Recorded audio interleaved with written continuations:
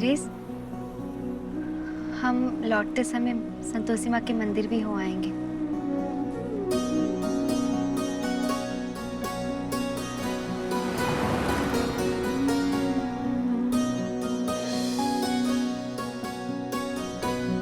इधर इस गाड़ी रोको।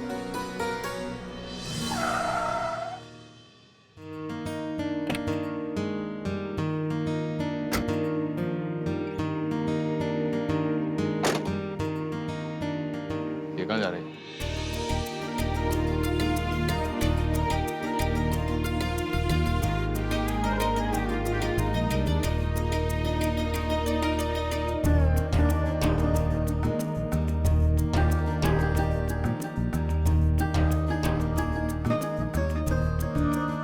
पर इतना छोटे बच्चे को काहे मार रही हैं आप? घर में एक अन्न का दाना भी नहीं और आज ये कुछ कमा कर भी नहीं लाया, तो क्या आज हम भूखे सोएंगे?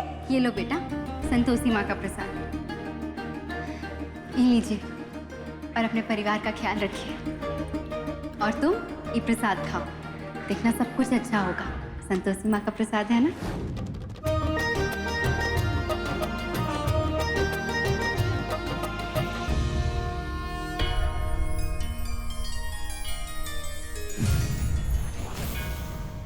देवी संतोषी, आपने हमें यहाँ क्यों बुलाया है?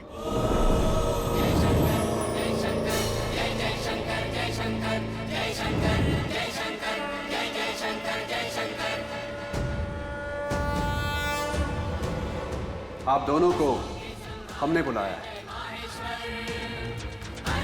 क्या आप अपनी परीक्षा के लिए तत्पर हैं? तो इस परीक्षा के 5 पड़ाव होंगे, जिसमें आप दोनों को पृथ्वीलोक से हमारी 5 प्रिय वस्तुएं लानी है। जो पहले पहुंचेगा वो इस पड़ाव का विजेता होगा। और वो वस्तुएं क्या होंगी महादेव? यही तो आपको विचार करना है।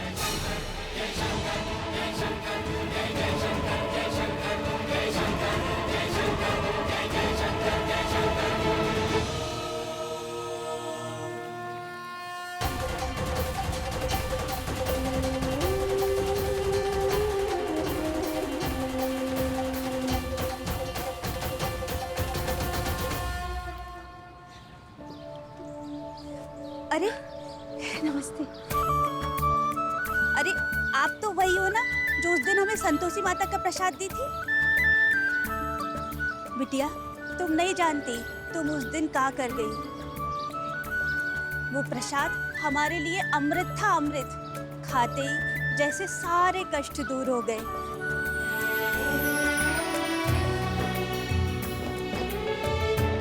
दीदी, उस दिन आपने ही मुझे प्रसाद दिया था ना, आज आप लीजिए। अब हमने भी संतोषी माँ की पूजा शुरू कर दी है।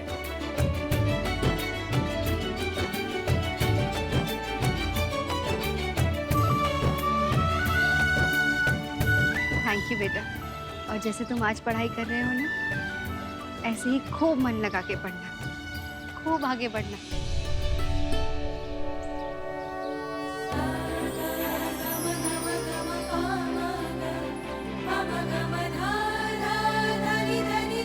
प्रकृति कितनी अद्भुत है। प्रत्येक वस्तु इतनी सुंदर है कि दृष्टि एक क्षण के लिए भी नहीं हट रही।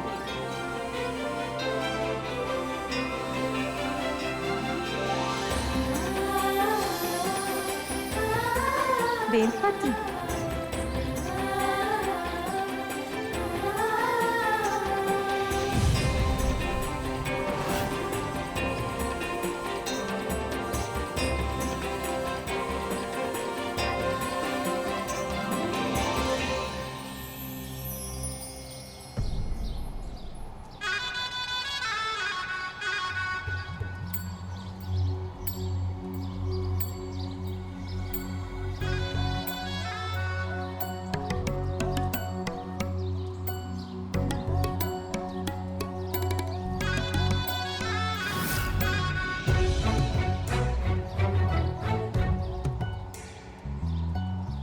समझ नहीं आ रहा है, ऐसी कौन सी वस्तुएं जो महादेव को प्रसन्न करेंगी?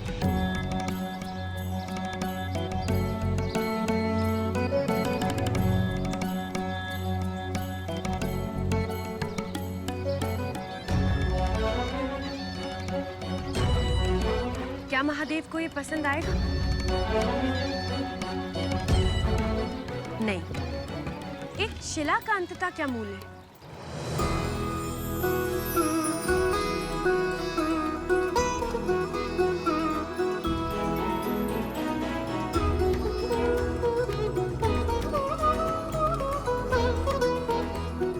दो वस्तुएं तो प्राप्त हो गई।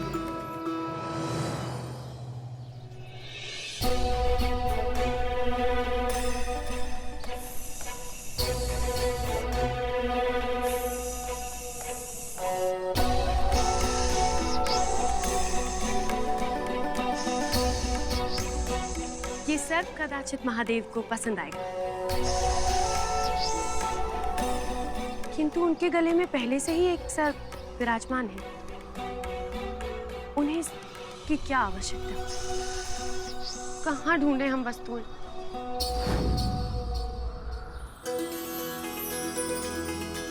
धतूरा, ये तो महादेव को अत्यधिक प्रिय है।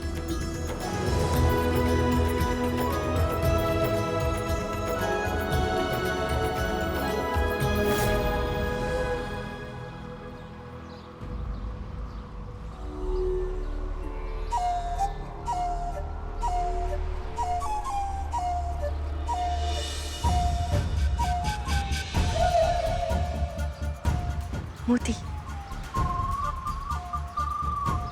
नहीं, ये दुर्लभ मोती भी महादेव के तेज के समक्ष शून्य। जय संतोषी माँ, जय संतोषी। इन पुष्पों की सुगंध कितनी अद्भुत है। मन प्रसन्न हो गया इनकी सुगंध से।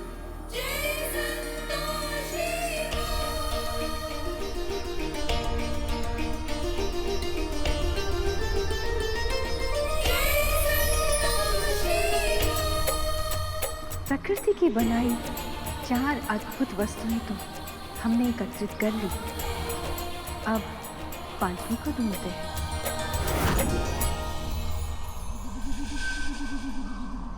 इस वन में कोई ऐसी वस्तु नहीं जो किसी काम आए, महादेव को भाए।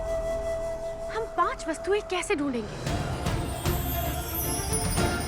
अब हमें ये ज्ञात करना है कि ऐसी कौन सी पांचवी वस्तु है जो भोलेनाथ को अति प्रिय है।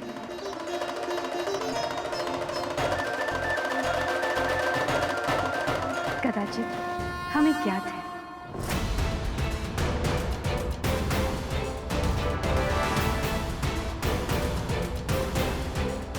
महादेव ने हमें भ्रमित करने वाला कार्य किया है। भला हमें कैसे ज्ञात होगा कि उन्हें क्या प्रिय है? बहुत बहुत धन्यवाद बिटिया, तुमने जो हमारे लिए किया उसके लिए बहुत बहुत धन्यवाद।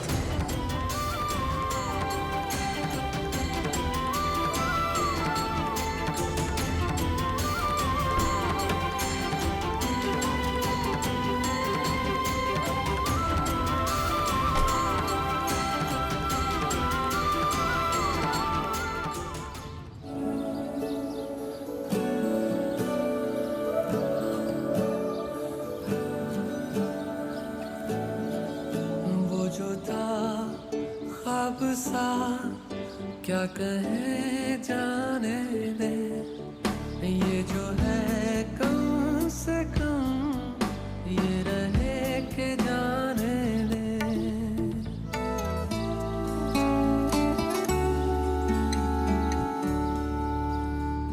आसा नहीं है मगर जाना नहीं अब उधर।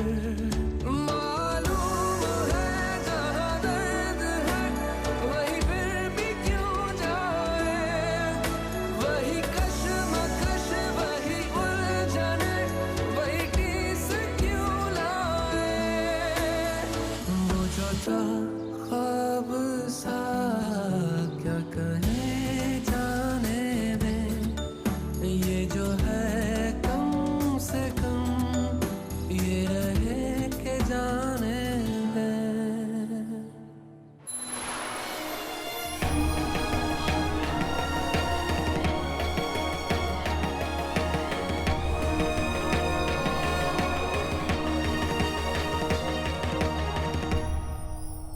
प्रतीत होता है असुर रानी पौलमी ने पराजय स्वीकार कर ली।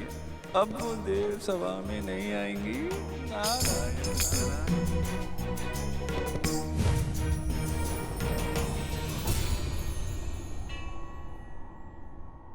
क्षमा चाहते हैं त्रिदेव, आने में हमें थोड़ी देर हो गई। 5वीं परीक्षा के नियमानुसार पुत्री संतोषी पहले आई है, तो सर्वप्रथम उन्हें अवसर मिलता है। दादाश्री, सृष्टि के कण कण में आप स्वयं विद्यमान हैं, इसलिए प्रत्येक वस्तु आपकी प्रिय वस्तु है। किंतु हमें 5 वस्तुओं का ही चयन करना था, इसलिए हम ये लाए हैं। मिट्टी, जो प्रतीक है जीवन का।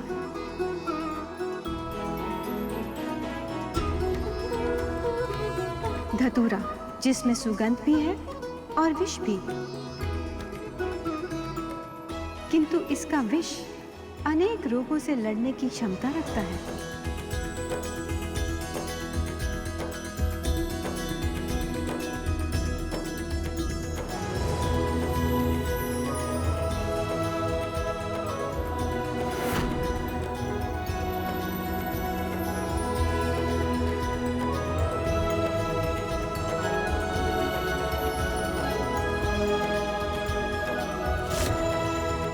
महादेव, ये छोटी सी तितली सृष्टि की अद्भुत रचना के साथ साथ जीवन की गति का भी प्रतीक है, जो कभी भी एक स्थान पर नहीं रुकती।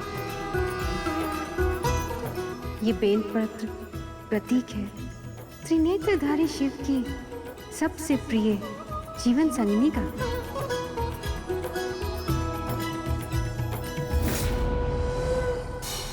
बेलपत्र की ये 3 पत्तियां महादेव के त्रिशूल और त्रिनेत्र का भी प्रतीक है। पुत्री संतोषी, अत्यधिक सुंदर वर्णन किया है आपने हमारे प्रिय बेलपत्र का।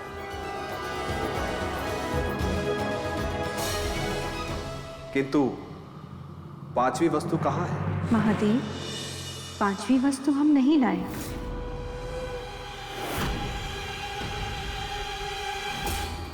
इसका अर्थ है देवी संतोषी इस परीक्षा के पड़ाव में उत्तीर्ण नहीं हुई।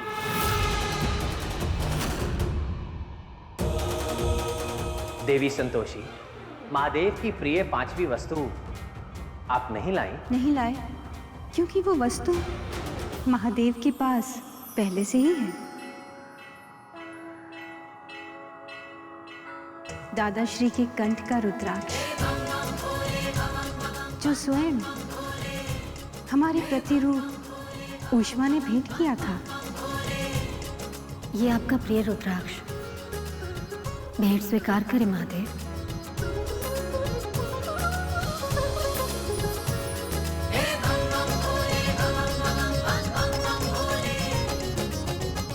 ये हमारे साथ अन्याय है। ये पढ़ाव केवल हमें भ्रमित करने के लिए लिया गया है।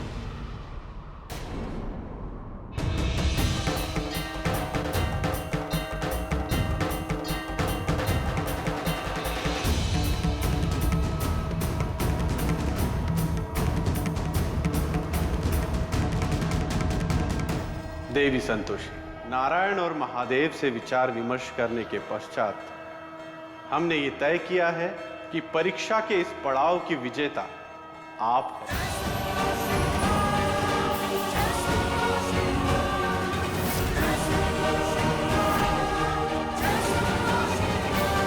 हम इस निर्णय को अस्वीकार करते हैं।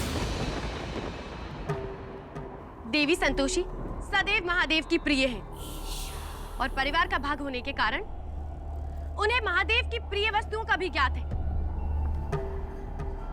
हम इस परीक्षा को अमान्य मानते हैं। तो असुर रानी पौलमी, आप ही बताइए, परीक्षा का अगला चरण किस संदर्भ में होगा?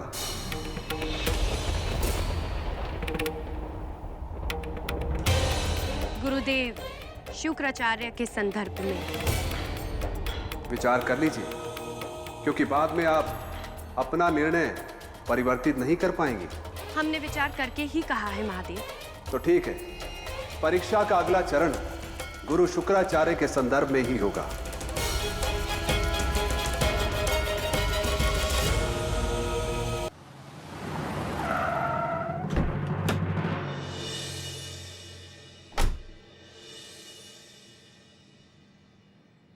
माँ जी, ये हम नहीं मान सकते। ये तो देवेश की आवाज है।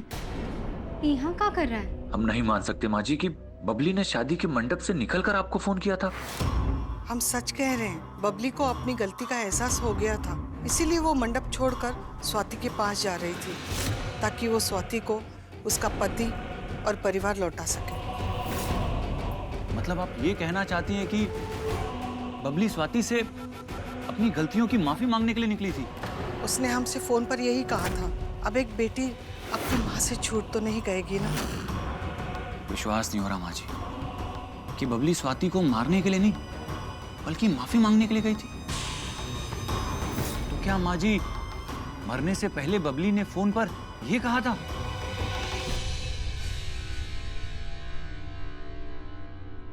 हाँ बेटा, यही कहा था।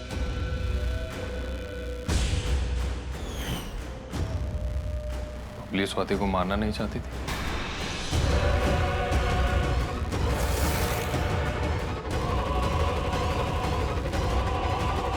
इंद्रेश,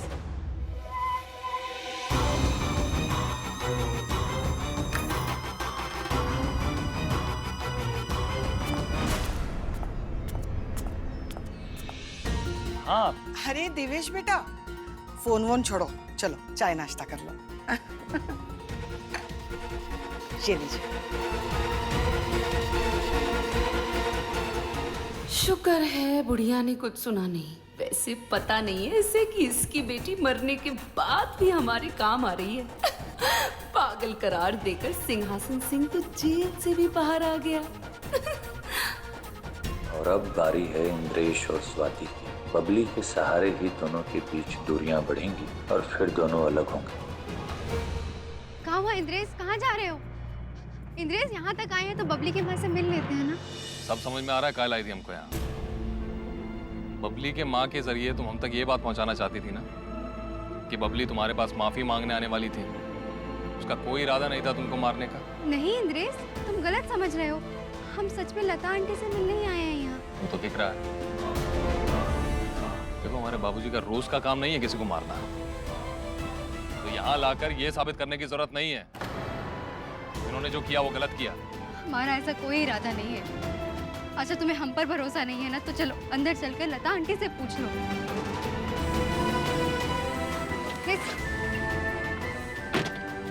उनको किसी से कुछ नहीं पूछना। इंद्रेश, जैसा तुम सोच रहे हो वैसा कुछ नहीं है। इंद्रेश रुको तो। इंद्रेश, मेरी बात तो सुनो। रुको इंद्रेश।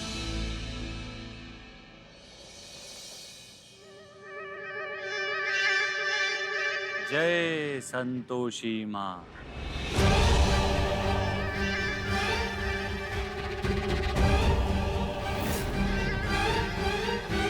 इंद्रेश, अब इंद्रेश तुम्हारी किसी भी बात का कोई विश्वास नहीं करेगा। हमारे इंद्रेश पर किसी भी बात का कोई असर नहीं होगा। ये इंसान बिना कमाल की चीज है। एक बार भरोसा टूट जाए तो फिर दोबारा नहीं जुड़ता। हमारा इंद्रेश खुद से ज्यादा हम पर भरोसा करता है मिस्टर देवेश त्रिपाठी। और ये भरोसा इस जन्म में तो कहाँ, अगले 7 जन्मों तक नहीं टूट सकता।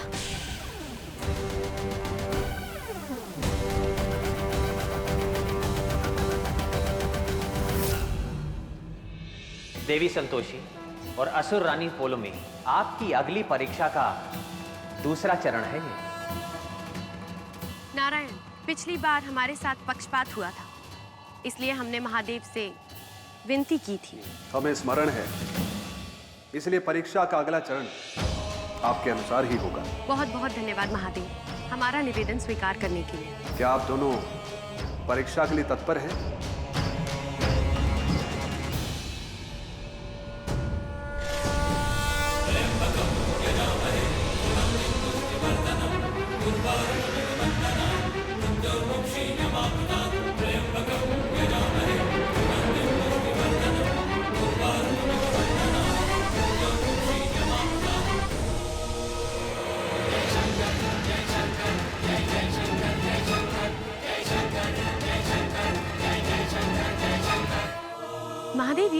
आप तो हमारी परीक्षा लेने वाले थे। यह भी आपकी परीक्षा का ही भाग है। जब तक आपकी परीक्षा का यह चरण पूर्ण नहीं हो जाता, तब तक आप दोनों की दिव्य शक्तियां हमारे पास सुरक्षित हैं।